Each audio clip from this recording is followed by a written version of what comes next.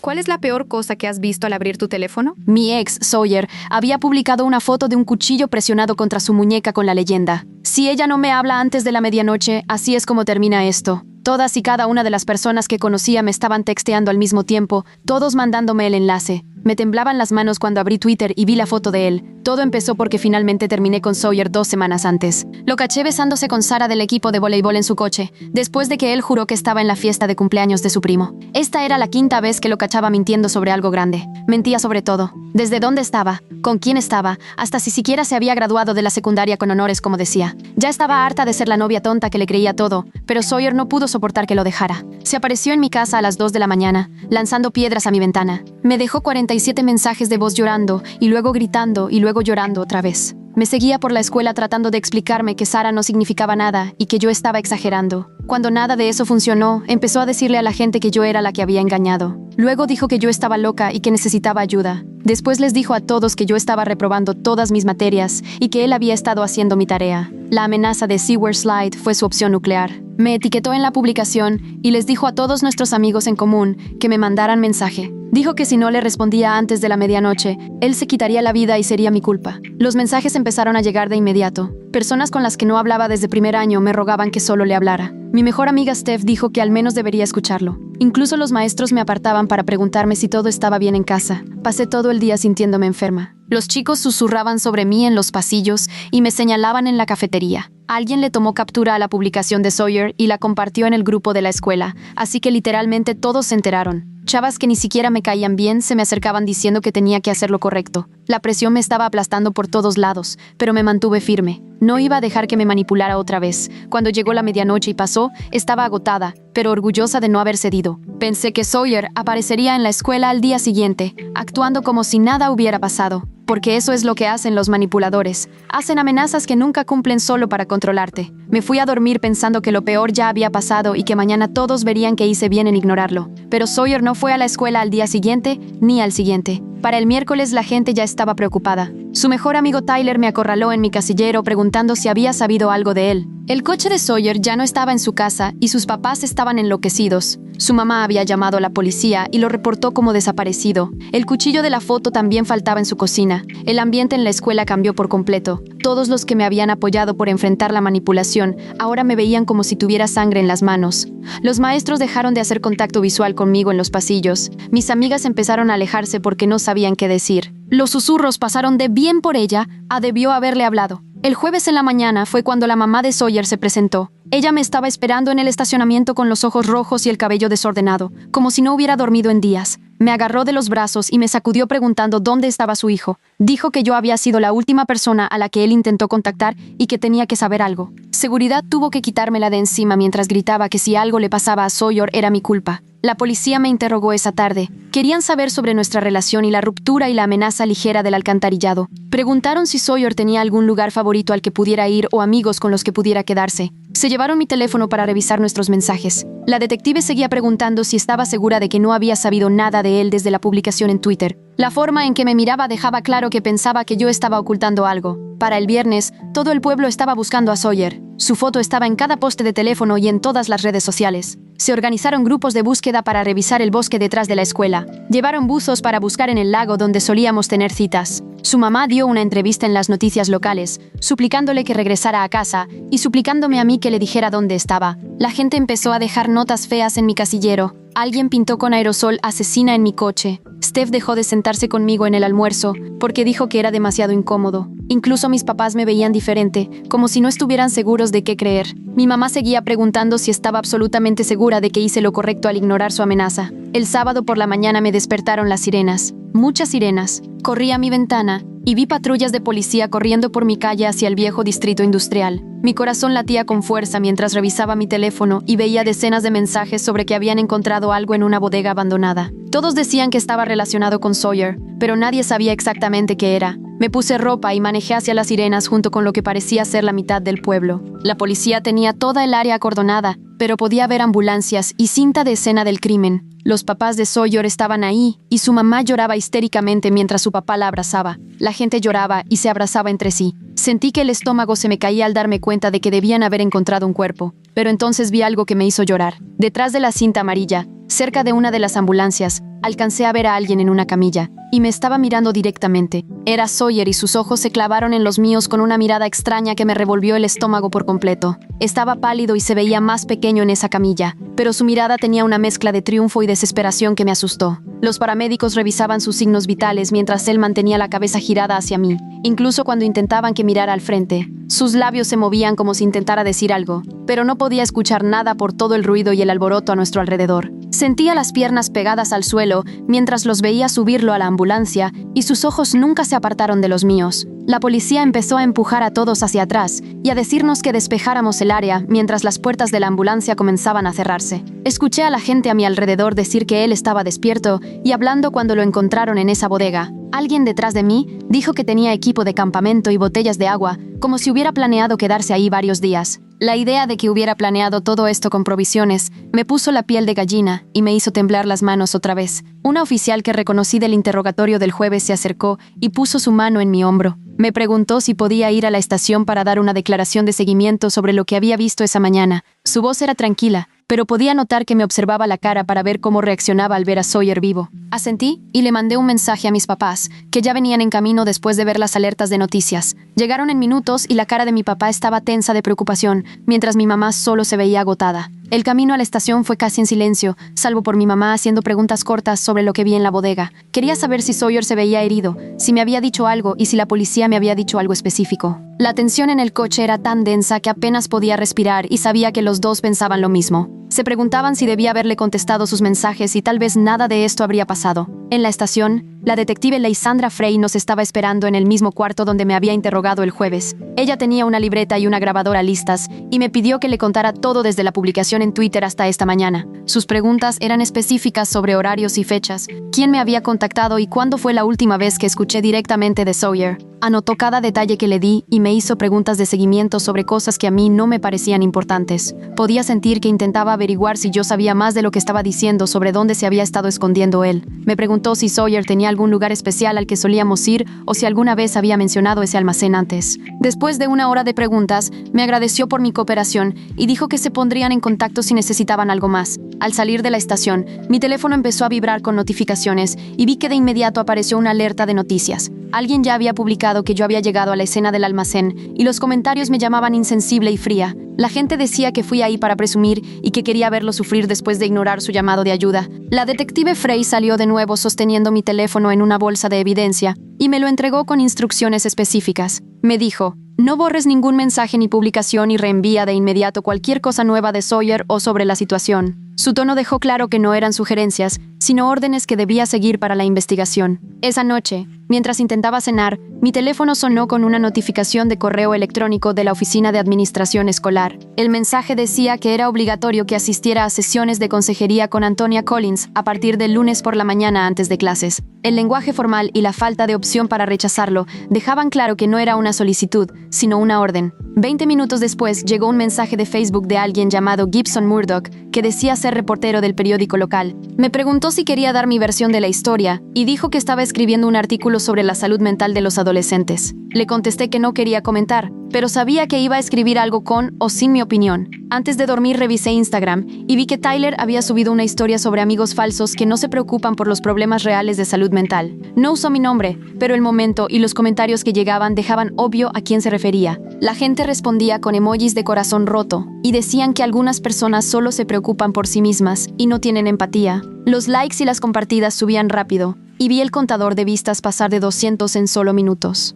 Me temblaban las manos mientras dejaba el teléfono e intentaba procesar todo lo que había pasado desde la mañana. Agarré mi laptop y empecé a hacer una carpeta en el escritorio llamada Documentación, porque organizar era lo único que sentía que podía controlar en ese momento. Revisé mi teléfono sacando todos los 47 mensajes de voz viejos de Sawyer y empecé a guardarlos uno por uno en la carpeta. Los de llanto, los de gritos, los donde me decía cosas horribles y luego decía que me amaba en el mismo mensaje. Luego encontré la captura de pantalla de su publicación del cuchillo que alguien me había mandado y también la guardé junto con todas las marcas de tiempo que mostraban cuando la publicó. Mis dedos se movían rápido por el teclado mientras creaba subcarpetas para diferentes tipos de evidencia, como mensajes de voz, publicaciones en redes sociales y conversaciones de texto. Mi mamá tocó la puerta y entró sin esperar respuesta. cosa que nunca hace. Se sentó en mi cama y dijo que teníamos que hablar sobre cómo mantenerme segura y que eso significaba que no podía ir a ningún lado sola por un tiempo. Mi papá entró detrás de ella con mis llaves del coche y dijo que se las iba a quedar esa noche solo para estar seguros.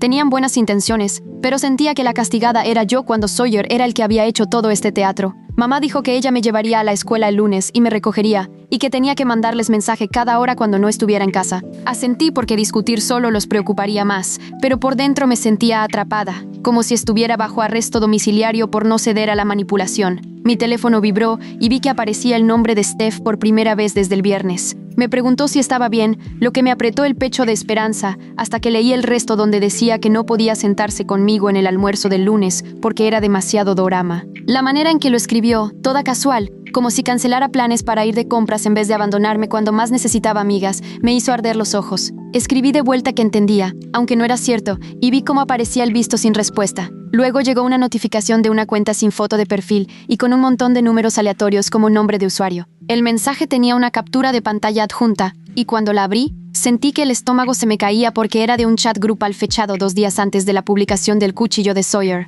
En el chat, Sawyer se estaba riendo con unos tipos sobre cómo iba a hacer que yo le hablara, y alguien respondió con emojis de risa diciendo, «Va a salir corriendo cuando lo vea». Me temblaban las manos al darme cuenta de que esto podía probar que él planeó todo como manipulación y que en realidad no estaba en peligro. Inmediatamente reenvié la captura al correo de la detective, el que me había dado en la estación, con un mensaje explicando qué era y cuándo lo había recibido. Su respuesta llegó en minutos. Solo decía, recibido y registrado, sin gracias ni buen trabajo ni nada cálido. Esa respuesta formal y fría me hizo sentir aún más sola, como si solo fuera una prueba en un caso en vez de una persona pasando por algo horrible. Esa noche casi no dormí y seguía revisando mi teléfono buscando actualizaciones sobre Sawyer, aunque sabía que el hospital no iba a dar información al público. El domingo en la mañana mi papá estaba haciendo el desayuno cuando sonó su teléfono y lo escuché decir, «Ay, gracias a Dios», antes de mirarme con una expresión complicada. Me dijo que Sawyer estaba estable y hablando con los doctores en el hospital, lo cual debería haber sido un alivio total, pero en vez de eso sentí miedo de lo que él pudiera estarles diciendo sobre mí. Regresé a mi cuarto y abrí de nuevo la captura de pantalla de la cuenta anónima para revisar cada detalle. Todos los usuarios estaban difuminados menos el de Sawyer, pero la hora era clara. 11:47 p.m. del jueves, 2 días antes de que él subiera la foto del cuchillo. Empecé a escribir exactamente lo que decían los mensajes, palabra por palabra, en un documento porque quería tener todo registrado por si la imagen se borraba de alguna manera. Sawyer había escrito, «Mañana voy a hacer que me hable, mira esto», y alguien respondió que yo siempre regresaba arrastrándome y otra persona dijo, «No, ella es demasiado terca, bro». Luego Sawyer escribió, «Confía en mí, sé qué botones apretar», y todos mandaron emojis de risa como si fuera una gran broma. El lunes llegó demasiado rápido y mi mamá me llevó a la escuela como prometió, mientras yo miraba por la ventana temiendo lo que me esperaba. Al entrar por las puertas principales bajé la cabeza y fui directo a mi casillero, tratando de ignorar los susurros que me seguían por el pasillo. Fue entonces cuando Punk, de mi clase de computación, se me acercó, lo cual fue raro porque nunca hablábamos fuera de los proyectos en grupo. Me dijo que se había enterado de todo y quería ayudar revisando los metadatos de la foto del cuchillo de Sawyer para probar cuándo y dónde se tomó realmente. Su ofrecimiento me tomó por sorpresa, pero le di mi correo para que me mandara instrucciones de cómo enviarle bien el archivo de la imagen. Durante el almuerzo me senté sola en una mesa de la esquina y vi a alguien grabándome con su teléfono desde el otro lado de la cafetería. Después me enteré de que subieron un video mío caminando por el pasillo con todos, mirándome y susurrando, con un pie de foto cruel diciendo que ni me importaba. Nunca lo vi porque poner límites era el único poder que sentía que me quedaba en todo este desastre. Después de la escuela, mi mamá me recogió y me llevó directo a mi cita con Antonia Collins, la consejera que me asignaron. Ella tenía una forma tranquila de hablar que me hacía sentir menos loca mientras repasábamos todo lo que había pasado desde la ruptura. Hicimos juntas un plan de seguridad que incluía estrategias para sobrellevar cuando me sintiera abrumada y consejos para documentar cualquier acoso o amenaza. Fue la primera adulta que realmente me dijo que hice bien en no responder a la manipulación de Sawyer y eso me dieron ganas de llorar de alivio. A la mañana siguiente la detective Frey llegó a nuestra casa para entrevistar a mis papás conmigo sentada ahí mismo en el sillón de la sala. Sacó su libreta y empezó a preguntar sobre mi horario la noche que Sawyer desapareció, y si estuve en casa toda la noche. Mi mamá confirmó que yo estaba en mi cuarto a las 9, y mi papá dijo que me revisó a las 11 cuando se fue a dormir. La detective anotó todo y preguntó si salí de la casa en algún momento esa noche o si alguien vino a visitarme. Los dos dijeron que no y pude sentir cómo me miraban de reojo, como si ahora me vieran diferente. La detective Frey pregunta sobre el uso de mi teléfono y si tengo alguna aplicación de rastreo que pueda verificar mi ubicación. Mi mamá menciona la función de compartir ubicación familiar que tenemos configurada y le muestra a la detective su teléfono con el historial de esa noche. Las preguntas siguen llegando sobre con quién hablo, qué sitios web visité y si tengo cuentas de redes sociales que ellos no conozcan. Después de que ella se va, voy directo a mi cuarto y saco una libreta para escribir todo lo que ha pasado desde la ruptura. Empiezo con cuando caché a Sawyer con Sarah en su coche hace 2 semanas y escribo cada detalle que puedo recordar. Las piedras en mi ventana, los 47 mensajes de voz y él siguiéndome por la escuela. Todo lo pongo en el papel. Escribo sobre las mentiras que le dijo a todos, la foto bonita y cómo todos me presionaron para que respondiera. Ver todo escrito en orden hace que sea tan claro cómo él fue presionando más cada vez que yo no reaccionaba. El patrón salta de la página mostrando lo calculado que fue todo desde el principio. El martes en la escuela estoy lavándome las manos en el baño cuando Sarah entra y cierra la puerta con seguro detrás de ella. Se ve nerviosa y dice, necesito contarte algo sobre Sawyer que me ha estado carcomiendo. Admite que él le dijo que ya habíamos terminado cuando empezaron a salir y que yo ya estaba viendo a alguien más. Dijo que yo solo seguía con él por su coche y que nuestra relación básicamente ya se había acabado. Ella saca su teléfono y me muestra capturas de pantalla de sus mensajes donde él dice cosas completamente diferentes sobre mí. En un mensaje me llama controladora, en otro dice que soy demasiado intensa y en otro dice que no me importa él para nada. Ella sigue deslizando más mensajes donde él le cuenta de peleas que nunca tuvimos y problemas que no existieron. Luego me muestra un documento que escribió con todas sus mentiras enlistadas con fechas y lo que realmente pasó. Ha tachado algunos nombres para proteger a otras personas, pero ahí está toda la evidencia mostrando cómo nos manipuló a las dos. Dice que ha estado trabajando en esto desde el sábado, cuando se dio cuenta de lo que él nos había hecho a ambas. Esa tarde reviso mi teléfono y veo un artículo de Gibson Murdoch con mi foto justo arriba. El encabezado dice algo sobre ignorar gritos de ayuda y todo el artículo me hace ver fatal. Usa citas de estudiantes random que apenas me conocen y omite partes enormes de la línea de tiempo. El artículo hace que parezca que simplemente ignoré fríamente a Sawyer sin ningún antecedente de manipulación o mentiras. Me tiemblan las manos mientras escribo un correo a Gibson con los hechos reales y correcciones de la línea de tiempo.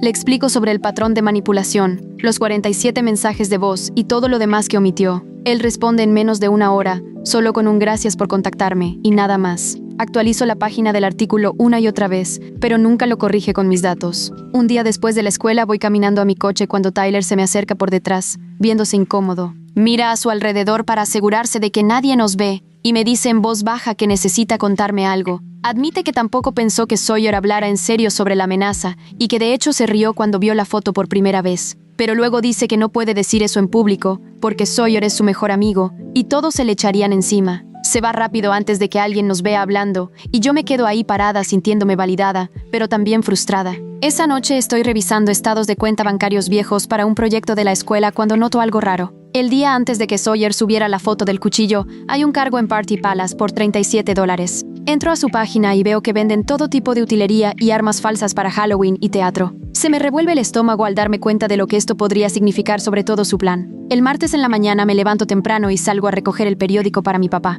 Hay un pedazo de papel arrugado en la puerta con una letra desordenada que dice, habla con él o si no, sin firma. Le tomo foto de inmediato con mi celular y lo levanto con cuidado o de la esquina. Nuestros vecinos están subiendo a sus coches para irse a trabajar y todos evitan mirarme, como si fuera invisible. Regreso adentro y les muestro la nota a mis papás, y mi mamá llama a la policía de inmediato. La detective Frey me llama esa tarde, mientras hago tarea, y menciona que encontraron más cosas en la bodega. Ella dice que había un saco de dormir, varias botellas de agua y suficiente comida para varios días. El almacén también tenía un cargador portátil para teléfono y algunos libros, lo que sugiere que Sawyer planeaba quedarse ahí un tiempo. Me dice que esta información podría ser importante para entender su estado mental, pero la manera en que lo dice hace que todo se sienta aún más calculado y perturbador. A la mañana siguiente fui directo a la oficina principal con la carpeta de pruebas que había estado reuniendo. La secretaria levantó la vista de su computadora y me preguntó, ¿necesitas un pase de retardo? Pero negué con la cabeza y pedí ver al director para presentar un reporte de acoso. Ella levantó el teléfono y habló en voz baja durante 1 minuto antes de señalarme la sala de juntas,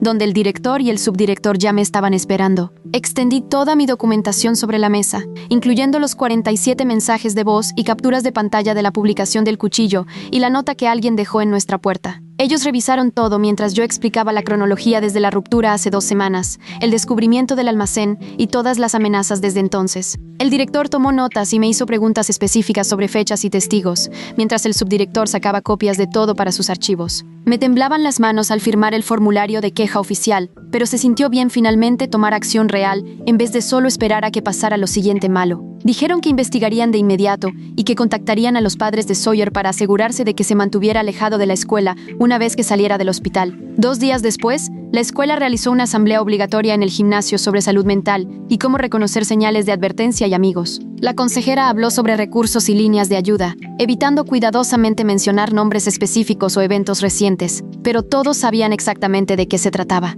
Los chicos seguían volteando a verme sentada en las gradas con la capucha puesta, tratando de ser invisible. El peso de ser el centro de atención sin nombre me apretaba el pecho y tuve que concentrarme en respirar normal mientras la presentación se alargaba. Los maestros estaban parados a lo largo de las paredes, observando a los alumnos más que a la oradora, y vi a varios de ellos mirarme con expresiones de preocupación. Cuando por fin nos dejaron salir, intenté irme rápido, pero me quedé atrapada entre la multitud que avanzaba hacia las salidas mientras los susurros me seguían por el pasillo. Esa tarde, Gibson estaba esperando afuera de la escuela con su teléfono ya grabando mientras los estudiantes salían del edificio. Lo vi demasiado tarde para cambiar de dirección y seguí caminando hacia mi coche con la cabeza agachada y la mochila bien apretada contra los hombros. Me siguió por el estacionamiento, preguntando en voz alta, ¿tienes algún comentario sobre la asamblea o el estado de Sawyer? Pero solo seguí caminando sin responder. Mi cara se mantuvo inexpresiva, aunque por dentro quería gritarle que me dejara en paz. Más tarde esa noche, vi el video que subió en línea con un pie de foto diciendo que me negaba a mostrar preocupación por un compañero con problemas. Lo editó para que mi caminar cansado se viera despectivo y frío, cuando en realidad solo estaba agotada por todo. Los comentarios en su publicación me llamaban insensible y decían que estaba empeorando todo por no cooperar con los medios. El miércoles por la mañana, mis papás me llevaron al hospital para una reunión supervisada que la detective Frey había organizado. Nos sentamos en una pequeña sala de juntas que olía a desinfectante mientras esperábamos a que llegaran todos. Los papás de Sawyer entraron primero, y los ojos de su mamá estaban rojos e hinchados, como si no hubiera dejado de llorar en días. Luego una enfermera entró empujando a Sawyer en una silla de ruedas, con una bata de hospital y vendas en las muñecas. Se veía pálido y más pequeño de alguna forma, pero sus ojos seguían teniendo esa mirada intensa cuando se encontraron con los míos. La detective Frey se sentó en la cabecera de la mesa con una libreta y explicó las reglas básicas para mantener las cosas civilizadas y productivas. El papá de Sawyer me pidió que explicara mi versión de todo, así que respiré hondo y empecé a hablar. Les conté sobre el patrón de mentiras y manipulación, los 47 mensajes de voz y cómo me había estado siguiendo por la escuela después de la ruptura. Al principio mi voz temblaba, pero se fue afirmando mientras explicaba por qué no podía responder a las amenazas sin empeorar las cosas. Sawyer intentaba interrumpir una y otra vez,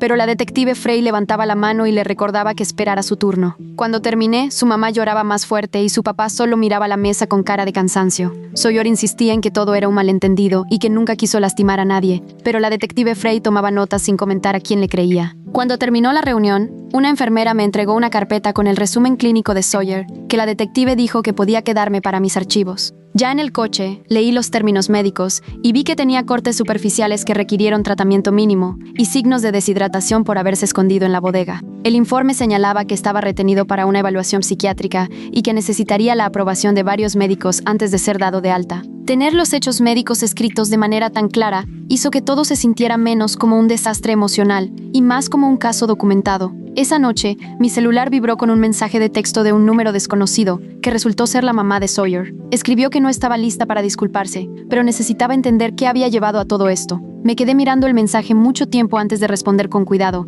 dando solo los hechos básicos sobre la ruptura y el acoso después. No mencioné a Sarah ni la infidelidad, porque solo la lastimaría más, y mantuve mis respuestas cortas y objetivas, sin entrar en cómo me sentía respecto a todo. Ella me agradeció y dijo que necesitaba tiempo para procesarlo, lo cual entendí perfectamente. El viernes después de clases, Steph me escribió preguntando si quería vernos en la cafetería cerca del centro comercial en vez de nuestro lugar de siempre junto a la escuela. Fui en coche y la encontré ya esperando en una mesa del fondo, lejos de las ventanas. Me explicó que todavía le importaba, pero necesitaba algo de distancia de todo el drama, porque también estaba afectando su salud mental. Asentí y le dije que entendía, aunque dolía escuchar que mi mejor amiga básicamente admitía que no podía apoyarme por completo. Hablamos una hora de cosas normales como tareas y series de televisión, evitando cuidadosamente cualquier mención de Sawyer o la situación. Al irnos, me abrazó rápido y dijo que tal vez podríamos hacer esto una vez por semana, lo cual era mejor que nada, pero igual se sentía muy solitario. El lunes en la mañana, Pung me encontró en la biblioteca y sacó su laptop para mostrarme algo que había descubierto sobre la foto del cuchillo.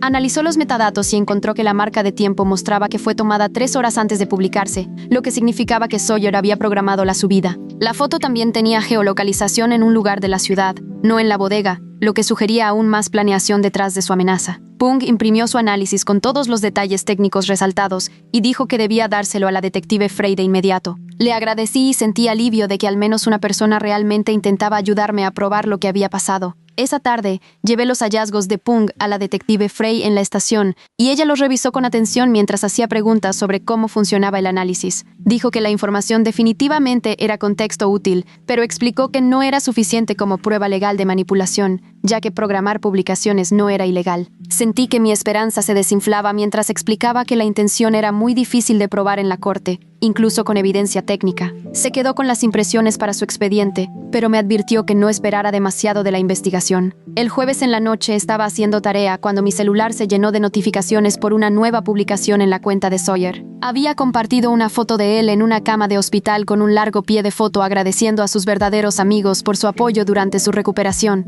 Prometía contar su verdad pronto y decía que estaba recibiendo la ayuda que necesitaba para ser mejor persona. Los comentarios estaban llenos de corazones y apoyo de gente diciendo que estaban orgullosos de él por ser tan valiente. Sentí el estómago helado al saber que esto era solo el inicio de su siguiente campaña de manipulación. El jueves en la mañana, me reuní con Antonia en su oficina antes de la primera clase y extendimos toda mi evidencia sobre su escritorio, incluyendo los mensajes de voz, capturas de pantalla y el análisis de metadatos que hizo Pung. Sacó un paquete grueso de formularios para la solicitud de la orden de restricción y me fue guiando por cada sección mientras yo llenaba fechas e incidentes específicos. Tenía las manos firmes, pero el estómago revuelto mientras escribía cada cosa que Sawyer había hecho desde la ruptura. El lanzamiento de piedras, los 47 mensajes de voz y las mentiras que él difundió en la escuela se veían mucho peor escritos en blanco y negro. Antonia fotocopió todo 3 veces y puso un juego en una carpeta para mí, uno para ella y otro para presentar ante el tribunal. Llamó al juzgado ahí mismo, frente a mí, y agendó una cita para que entregáramos los papeles esa misma tarde. En la hora de la comida,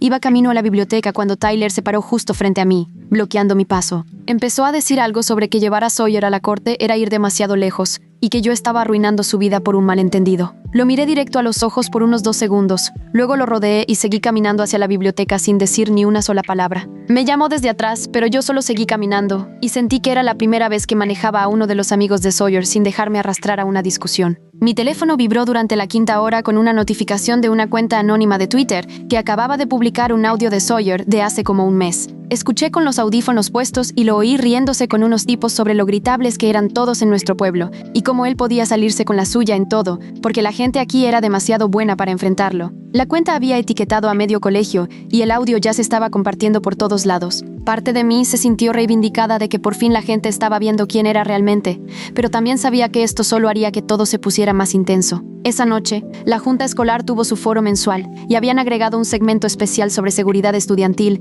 y acoso después de todo lo que había pasado. Antonia me había animado a hablar, así que me levanté cuando pidieron comentarios y hablé tal vez 3 minutos sobre acoso y documentación y la importancia de tomar en serio las amenazas. Me limité solo a los hechos y nunca dije el nombre de Sawyer, aunque todos sabían exactamente de quién hablaba. Mi voz tembló un poco al principio, pero al final ya hablaba claro y varios padres asentían con la cabeza. Después de sentarme, mi teléfono se iluminó con un mensaje directo de Sara. Me había mandado capturas de pantalla de mensajes de cuando Sawyer y yo todavía andábamos, donde él la presionaba para que le mandara fotos y le decía que yo era aburrida y que ella era mucho más bonita. Los mensajes eran de meses antes de que él realmente me engañara con ella, y mostraban que nos había estado mintiendo a las dos todo el tiempo. Sara escribió que se sentía fatal y quería que yo tuviera eso como evidencia si lo necesitaba. Al ver las fechas me di cuenta de que él llevaba mucho tiempo trabajando en ella, mientras a mí me decía que me amaba todos los días. Reenvié todo al correo de la detective Ray, con una nota explicando que Sara había pedido permanecer anónima, pero quería ayudar con pruebas. La detective Ray respondió en menos de 1 hora, diciendo que ya lo había agregado al expediente y que protegería la identidad de Sara en sus reportes. Gibson publicó otro artículo, esa noche con los encabezados que todavía hacían parecer que yo había llevado a Sawyer a la desesperación. pero al menos esta vez mencionó la solicitud de la orden de restricción en el tercer párrafo. Claramente había estado en la junta escolar porque citó parte de lo que yo dije sobre la documentación. Los comentarios seguían siendo en su mayoría horribles, pero algunas personas ya empezaban a cuestionar la versión de Sawyer. El jueves por la mañana, la detective Ray me llamó para decirme que el dueño de la bodega había decidido presentar cargos por allanamiento contra Sawyer, completamente aparte de cualquier cosa que tuviera que ver conmigo. Al parecer, Sawyer había roto un candado para entrar, y ya había estado ahí antes, según las grabaciones de seguridad de semanas atrás. Dijo que esto significaba que él enfrentaría consecuencias sin importar lo que pasara con mi orden de restricción, lo cual me hizo sentir un poquito menos sola en todo esto. El viernes por la tarde, Antonia y yo fuimos al juzgado para la presentación oficial, y la secretaria nos dijo que la audiencia sería el siguiente viernes. De regreso en la escuela, Antonia me hizo practicar mi testimonio una y otra vez en su oficina. Me hacía preguntas como las que podría hacer el juez, y yo respondía solo con los hechos, manteniendo la voz firme. Repasamos la cronología probablemente 6 veces, hasta que pude recitar todo sin ponerme emocional, ni perderme en las fechas. Mis nervios estaban completamente destrozados, pero haber practicado me ayudó a sentirme más preparada que para cualquier otra cosa en todo este desastre. Después de la escuela, encontré a Pung en el laboratorio de computación y le pregunté si podía ayudarme a asegurar todas mis redes sociales. Ya había terminado por completo con Twitter y eliminé toda mi cuenta ahí mismo mientras él veía para asegurarse de que lo hiciera bien. Luego revisamos Instagram, TikTok y Snapchat, cambiando todos mis ajustes a la máxima privacidad y bloqueando a cualquiera que estuviera conectado con Sawyer. Pung me mostró cómo descargar mis datos primero por si los necesitaba como evidencia y me ayudó a configurar la autenticación de 2 factores en todo. Todo el proceso tomó casi 2 horas, pero cuando terminamos, sentí como si hubiera levantado un muro entre yo y todo el acoso. El sábado pasó en un borrón de intentar actuar normal mientras revisaba mi teléfono cada pocos minutos buscando actualizaciones. El domingo por la mañana, mi papá me llevó a hacer las compras solo para mantenerme ocupada y fuera de la casa. No hablamos mucho, pero tenerlo ahí me ayudó más de lo que esperaba. Esa tarde, trabajé en la tarea en mi cuarto, tratando de concentrarme en cualquier cosa que no fuera la audiencia de mañana. Como a las 9 de la noche, bajé por agua y noté algo blanco atorado debajo de la puerta principal. Se me apretó el estómago al sacar una hoja doblada de cuaderno. La letra era desordenada, pero la reconocí de inmediato. Deberíamos hablar antes de mañana. Era todo lo que decía, pero yo sabía que era de Sawyer. Me temblaban las manos mientras tomaba fotos de la nota desde todos los ángulos. Llamé a la línea de no emergencias de la policía y expliqué lo que había encontrado. La operadora dijo que una oficial pasaría a recogerla como evidencia. Mis papás esperaron conmigo hasta que la oficial llegó 20 minutos después. Ella embolsó la nota y tomó mi declaración sobre cómo la encontré. Dijo que la detective Frey tomaría un café antes de la corte mañana. Casi no dormí esa noche pensando en lo que Sawyer podría intentar en la audiencia. El lunes por la mañana llegó demasiado rápido y, de repente, ya estábamos en el juzgado. Antonia nos encontró en el vestíbulo y me explicó lo que iba a pasar. La sala era más pequeña de lo que esperaba, con solo unas cuantas filas de asientos. Sawyer ya estaba ahí con sus papás y un abogado. Me miró fijamente cuando entré, pero yo mantuve la vista al frente. La jueza llamó el caso y me pidió que pasara al estrado de testigos. Al principio me temblaba la voz, pero se fue estabilizando mientras explicaba la línea de tiempo desde la ruptura hasta encontrar la nota anoche. Mostré las fotos en mi teléfono de su amenaza original y describí los mensajes de voz y el lanzamiento de piedras. Después testificó la detective Frey sobre su investigación y confirmó haber recibido la nota de anoche. Explicó cómo encontraron a Sawyer en la bodega con suministros que sugerían que planeaba quedarse ahí. La jueza le preguntó al abogado de Sawyer si tenía preguntas, pero solo dijo que su cliente no iba a impugnar la orden. Después de unos 30 minutos de testimonios, la jueza dijo que concedía una orden de restricción por 6 meses. Sawyer no podía contactarme directamente ni a través de otras personas. Tenía que mantenerse al menos a 150 metros de mí, de mi casa y de cualquier lugar donde yo trabajara. El alivio me pegó tan fuerte que casi me pongo a llorar ahí mismo. Sawyer y sus papás se fueron primero, mientras nosotros esperábamos adentro a que se despejara el lugar. De regreso en la escuela el martes, las reacciones estaban por todos lados. Algunos chicos me asentían en los pasillos como si por fin entendieran. Otros todavía susurraban y señalaban como si yo fuera la mala. Pero el acoso sí bajó mucho. Ya nadie dejaba notas feas en mi casillero. La gente dejó de chocarme a propósito en los pasillos. No era perfecto, pero la presión se sentía más ligera. Gibson publicó un nuevo artículo el miércoles que en realidad mencionaba recursos de salud mental y tácticas de manipulación. El encabezado seguía sonando dramático, pero al menos el artículo era más equilibrado. La sección de comentarios seguía bastante horrible, pero ahora algunas personas me defendían. Algunos compartían sus propias historias sobre relaciones tóxicas. El jueves por la tarde, mi teléfono vibró con un mensaje de texto de Tyler. Solo decía, lo siento, sin explicación ni seguimiento. Lo leí 3 veces y luego borré toda la conversación. Ese capítulo de mi vida estaba cerrado y no necesitaba responder. El viernes después de la escuela, manejé sola hasta el lago por primera vez desde que empezó todo. El estacionamiento estaba vacío y me senté en la cajuela de mi coche viendo el agua. No me dio ningún ataque de pánico. No me invadieron recuerdos abrumadores. Solo me senté ahí, respirando normal y viendo a los patos nadar. Se sintió como recuperar una parte de mí que pensé que había perdido. Cuando llegué a casa, mis papás me estaban esperando en la sala. Dijeron que querían hablar sobre todo lo que había pasado. Mi mamá admitió que al principio dudó de mi decisión, pero ahora entendía por qué no podía ceder ante la manipulación. Mi papá dijo que estaba orgulloso de cómo manejé todo lo legal. Establecimos nuevas reglas sobre avisar cuando saliera y mantener las puertas cerradas con llave. Tenerlos completamente de mi lado hizo que todo se sintiera más manejable. El siguiente lunes empecé terapia con alguien que Antonia me había recomendado al otro lado de la ciudad. El consultorio de la terapeuta estaba en un edificio tranquilo donde nadie de la escuela me vería. En la primera sesión solo hablamos de lo que pasó, sin ningún juicio. Me dio ejercicios para manejar la ansiedad cuando surgieran recuerdos. Comprometerme a sesiones semanales se sintió como tomar el control de mi recuperación. El martes después de la escuela, Pum me encontró otra vez en el laboratorio de computación para terminar lo de la privacidad. Me enseñó cómo guardar capturas de pantalla y mensajes de una manera que los conservara como evidencia. Creamos un sistema especial de carpetas con fechas y descripciones para todo. Me enseñó cómo exportar registros de chat y guardarlos en varios formatos. Tener un sistema organizado para documentar cualquier acoso futuro me hizo sentir mucho más preparada. Incluso me mostró apps que podían grabar llamadas automáticamente si Sawyer intentaba contactarme desde números bloqueados. El miércoles en la mañana, la detective Frey me llamó mientras me alistaba para la escuela y me dijo que Sarah había dado su propia declaración sobre el comportamiento de Sawyer. No me dio detalles, pero confirmó todo lo que yo había estado diciendo sobre el acoso y que Sarah quería permanecer anónima, lo cual entendí perfectamente. La detective también mencionó que los cargos por allanamiento del dueño de la bodega seguían adelante y que probablemente Sawyer recibiría servicio comunitario más consejería obligatoria por al menos 6 meses. Cuando llegué a la escuela ese día, la consejera Antonia me llamó a su oficina y me mostró mi nuevo horario, que me sacaba de las clases donde estaban Tyler y los otros amigos de Sawyer. Lo organizó para que tuviera diferentes horarios de comida